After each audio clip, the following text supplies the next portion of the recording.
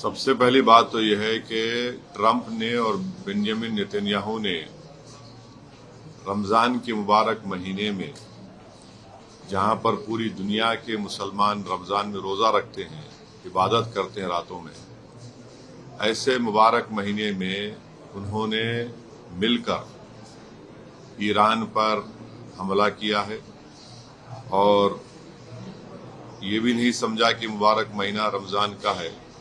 मगर खैर, वो तो इंसानियत को नहीं मानने वाले हैं बेंजामिन नेतन्याहू, और जो हमला हुआ ईरान के ऊपर हम उसकी मजम्मत करते हैं।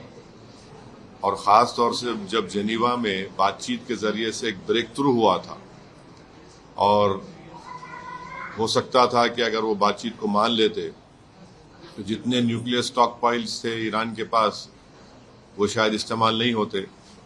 मगर अब इन्होंने मिलकर ईरान पर हमला किया, जिसकी वजह से 200 से ज़्यादा लोगों की मौत हुई है और एक लड़कियों के स्कूल में 108 जो बच्चियां स्कूल में पढ़ते हैं उनकी मौत हो गई। आयतुल्लाह खामेनी की मौत हुई है और मैं इसको इमोरल और अनलॉफुल एक्ट मानता हूं, आयतुल्लाह खामेनी की मौत को। और मेरी तरफ से, हमारी पार्टी की तरफ से ना सिर्फ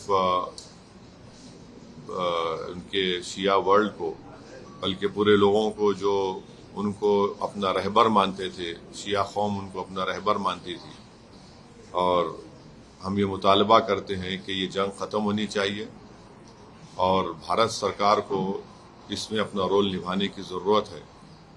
और हम उम्मीद करते हैं कि मौजूदा बीजेपी की सरकार आयतुल्लाह खामेनी की मौत को कंडेम करेगी, इस जंग को रुकाने की पूरी कोशिश करेगी, क्योंकि याद रखिए कि 10 मिलियन के करीब भारत के नागरिक गल्फ कंट्रीज में काम करते हैं। और अभी इत्तला आई कि ओमान के पोर्ट पर शायद हमारे एक इंडियन वर्कर की जख्मी भी हुए हैं।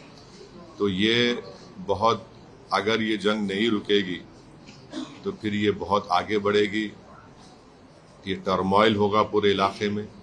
और आपको अंदाज़ा भी नहीं है कि कई भारत के लोग जो उम्रा करने के लिए गए हैं और वो ट्रैवल एजेंट के जरिए जाते, पैसे देते 2 दिन मक्के में, 3 दिन मदीने में, अब उनके पास पैसे नहीं है, वहाँ पे फ्लाइट ही नहीं उड़ रही है वहाँ पे। तो कितनी परेशानी हो रही है। और साथ ही साथ आप ये भी बात जानते हैं कि हमारे जो पड़ोसी मुल्क है और जो इजराइल है, ये दोनों मुल्क अपने पड़ोसियों को चैन से जीने नहीं दे रहे। अफगानिस्तान में हमला, और फिर इजराइल जो है बार बार जून में ईरान पे हमला किया, और इजराइल बेंजामिन नेतन्याहू ने 70,000 से ज्यादा फलस्तीनियों का जेनोसाइड किया। ये जेनोसाइडल रजीम है और जो हमेशा शरारत करते रहते हैं। तो ये मेरे एहसासात हैं अपनी पार्टी की तरफ से, और मैं उम्मीद करता हूं कि हमारी गवर्नमेंट ऑफ इंडिया खामनेई की मौत की मजम्मत करेगी।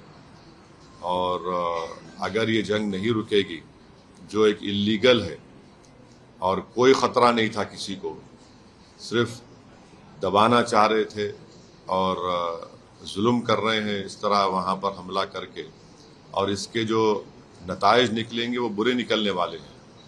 हम लोग अंडर एस्टिमेट कर रहे हैं, ये ख़त्म होने वाली नहीं। अगर ट्रंप और नेतन्याहू समझ रहे हैं कि रिजीम चेंज होगा ईरान में, मैं नहीं समझता कि रिजीम चेंज होने जाने वाला है। सर, पूरे वैश्विक पटल पे पहले ये जो टैरिफ का वो आया, उसके बाद वेनेजुएला की जो घटना घटी और ये घटना, इसको आप कैसे देखते हैं? क्योंकि अमेरिका लीड करता रहा है। नहीं, देखिए, जितना इंटरनेशनल रूल बेस्ड ऑर्डर था वेनेजुएला पे हमले के बाद वो खत्म हो गया। अब और उसको आप खत्म कर दिए जब आप इजराइल के साथ मिलकर ईरान पर हमला किए। जेनीवा में ब्रेक थ्रू हो गया था बातचीत का। ओबामा जब प्रेसिडेंट थे तो उन्होंने ईरान से JCPOA एक एग्रीमेंट किया कि सिर्फ 3% न्यूक्लियर फ्यूल बनाएंगे। ट्रंप प्रेसिडेंट बने, उन्होंने उसको, उस ट्रीटी को ही खत्म कर दिया, तो ईरान 60% पे चला गया। 90% होना चाहिए आपको न्यूक्लियर बॉम्ब बनाने के लिए।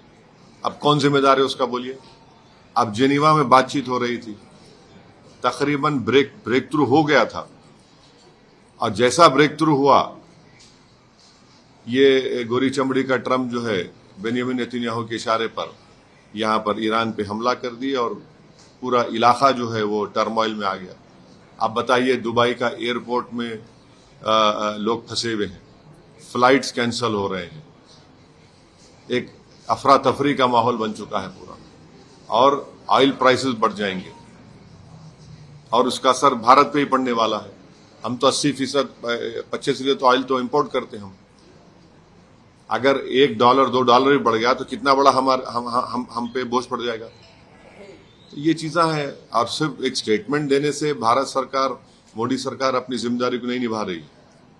उनको ये पूरी कोशिश करना चाहिए। याद रखिए, अगर ये आग फैल गई जंग की, तो जाहिर है ये तमाम ममालिक में हमले हो रहे हैं, तो फिर इसका नुकसान भारत के ही उन करीब 1 करोड़ जो लोग मेहनत करते हैं वहां पर और अपने गाढ़े खून की कमाई से भारत को फॉरेन एक्सचेंज जाते, उनका मुस्तकबिल क्या होगा फिर। सर, ये पूरे प्रकरण में अपने पड़ोसी मुल्क पाकिस्तान को किस तरह से देख रहे हैं? मैं तो बोला ना, मैं तो आपको बोल दिया ना कि पाकिस्तान भारत का नेबर है। इजराइल के अतराफ में जितने नेबरिंग कंट्रीज है, चाहे लेबनान हो, सीरिया हो, खतर हो, इन तमाम ये दोनों कंट्रीज जो है अपनी शरारत और अपने ईवल जहनियत से अपने पड़ोस में सुकून से रहने देते किसी को। और पाकिस्तान अफगानिस्तान पे हमला कर दिया, और इजराइल जो है वही कर रहा है।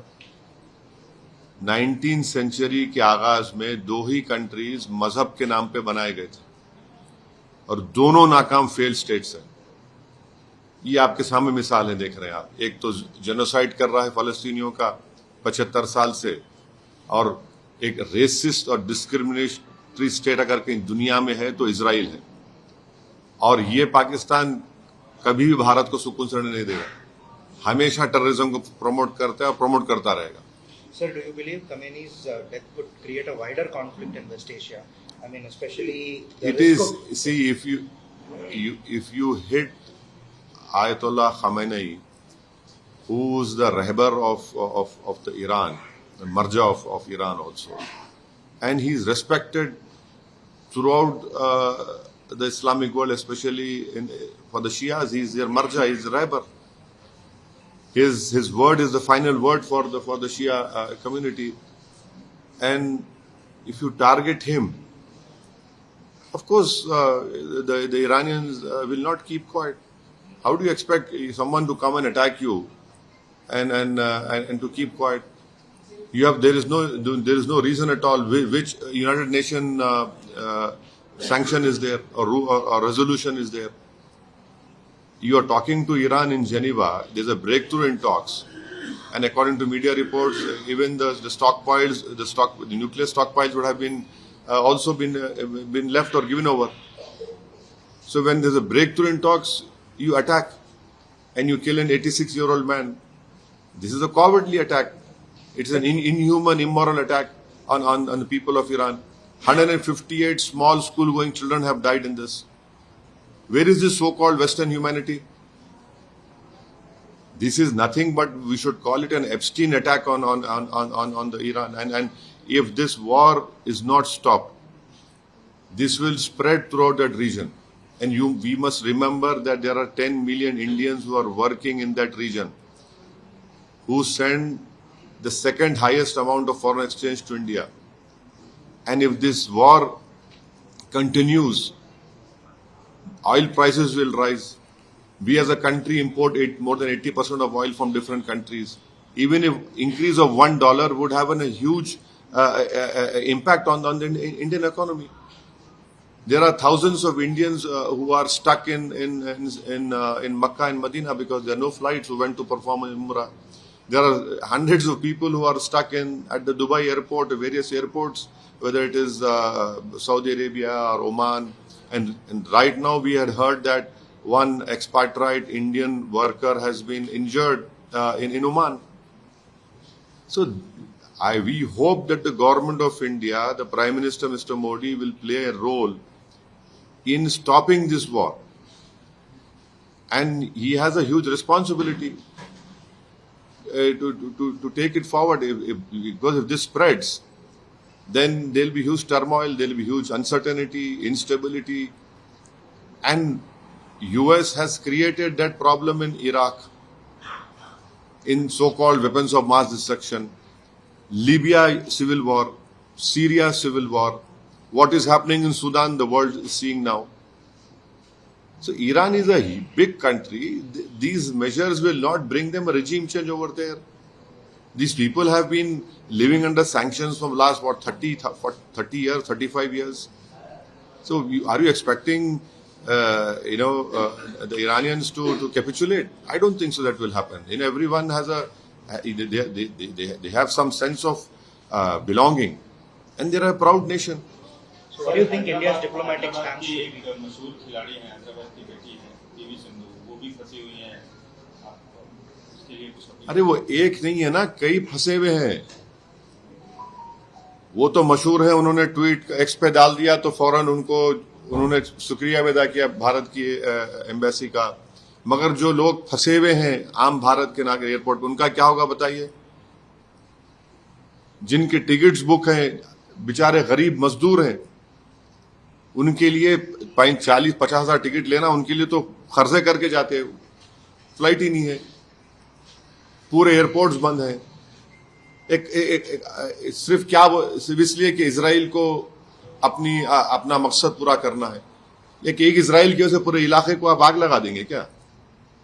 इनका दिल नहीं भरा? 70,000 फलस्तीनियों को की जान से मारने के, 35,000 बच्चे मारे गए उसमें। भारत के कई लोग उमरा करने गए, रमजान का महीना है, वहां फंसे हुए वो लोग। मेरे को कई फोन आ रहे कि हमारे पास पैसे नहीं, होटल वाले हमको बोल रहे दिन के 5,000 रुपए दो। कहां जाएंगे वो लोग?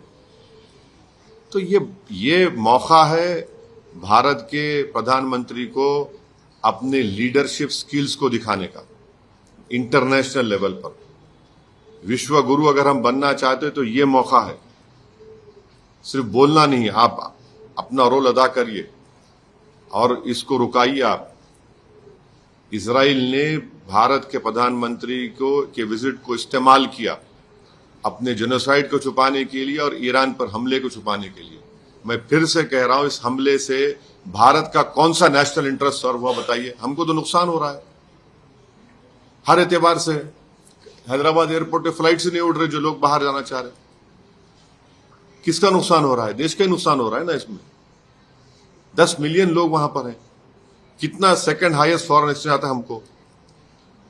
क्या होगा फिर उसका? ऑयल की कीमत बढ़ गई, क्या होगा फिर उसका? तो ये खाली स्टेटमेंट देने से और रेजिम चेंज की अगर कोशिश कर रहा है नेतन्याहू, तो नहीं होने वाला। सर, नेतन्याहू ने एक ट्वीट किया। हाँ, नेतन्याहू ने ट्वीट किया और ट्वीट में वो अपडेट कर रहे हैं अमेरिकी प्रेसिडेंट को और उनके सामने सेकंड वर्ल्ड वॉर की बुक रखी हुई है।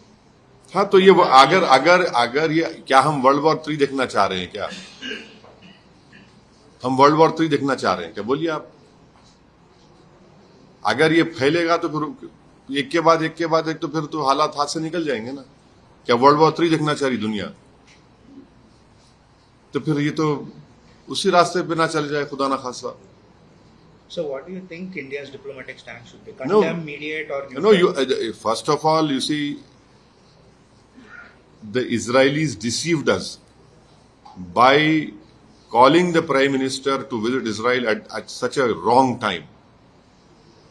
It was unwise of the Prime Minister to even go to Israel despite knowing what is happening in that whole area. They deceived the Prime Minister, they deceived 133 crore Indians, and then they do this drama of giving an award in Knesset which was never given. It was just created that time. And then to cover up their own genocide of Palestinians and to ensure that India is, to tell the message India is standing with Israel in vis-a-vis attack on Iran. How is that possible? So we hope that the government of India will condemn this assassination of Khamenei and we must play an important role to stop this war. We have more to lose.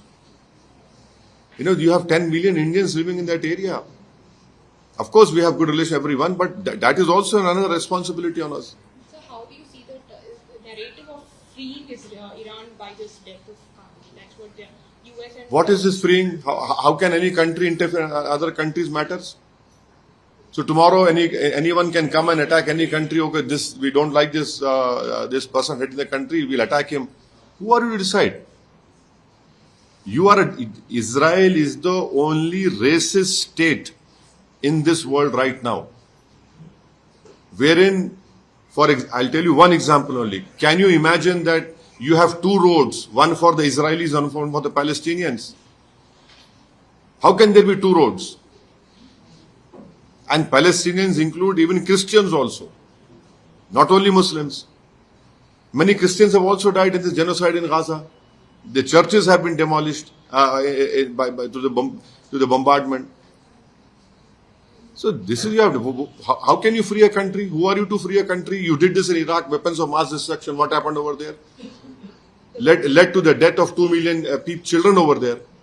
You did the same thing in Libya. There's civil war in Libya, Syria, now Sudan. Do you want civil war in every place? Is this what these powers want? Sir, आपने international हवाले से बात की. अगर हिंदुस्तान की बात कर लिया जाए, यहाँ पे एक मुस्लिम समाज रहता है, उसके नब्ज को, उसकी चीज़ों को आप पहचानते हैं, उसके लीडर भी हैं उस कम्युनिटी से. क्या हमारे अंदर, भारत के अंदर क्या असर पड़ सकता है?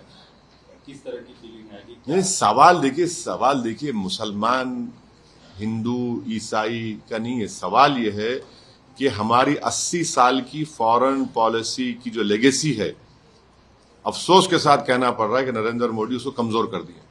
हम हमेशा न्यूट्रल थे इन मामलात में, और न्यूट्रल बिल्कुल थे, सबको मालूम था. आप इजराइल को विजिट करके और आपके विजिट के खत्म होने के बाद इख्तिलाफ फौरन हमला हो गया.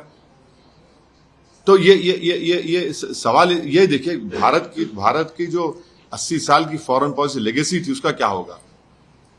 सवाल यह है कि 10 मिलियन जो भारत के लोग इन गल्फ कंट्रीज में काम कर रहे हैं, इजराइल में भी है, ईरान में भी है, उनका क्या होगा? क्या होगा उन लोगों का? अब फंसे हुए हैं लोग.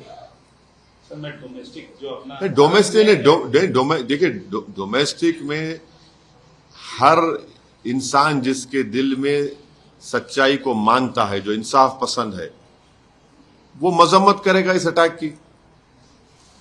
आप होते कौन है? आप जेनीवा में बातचीत कर रहे हैं और ब्रेक थ्रू हो गया टॉक्स में, और आप हमला कर देते, इजराइल बोल रहा है बोल के.